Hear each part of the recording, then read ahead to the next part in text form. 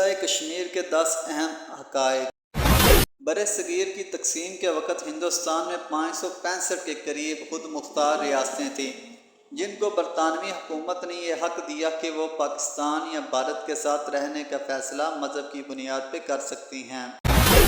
ریاست کشمیر میں مسلمانوں کی اکثریت تھی، مگر حکمران مہاراجہ ہری سنگھ ہندو تھا، جس کی کوشش تھی کہ کشمیر کی آزاد حیثیت بحال رہے۔ اس نے پاکستان اور بھارت سے اسٹینڈ اسٹل ایگریمنٹ کیے۔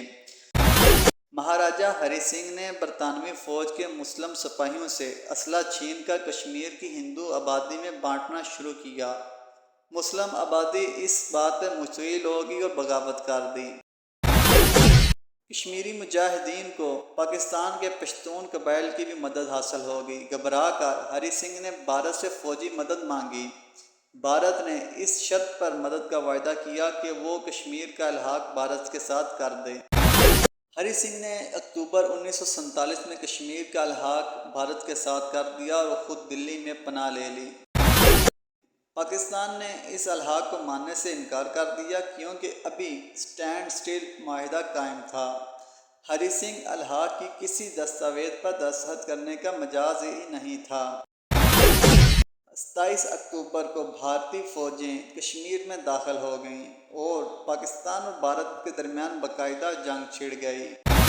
جواہر لال نہرو نے کشمیریوں سے ریفرنڈم کا وعدہ کیا اور اس وعدے کو پورے کرنے کے لیے جھوٹی قسمیں کھائیں۔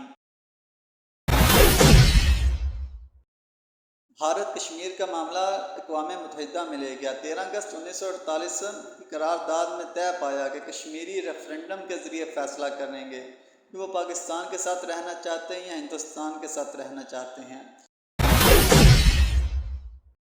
جنگ ختم ہوتے ہی بھارت ریفرنڈم کے وعدے سے مکر گیا اور آج تک انکاری ہے۔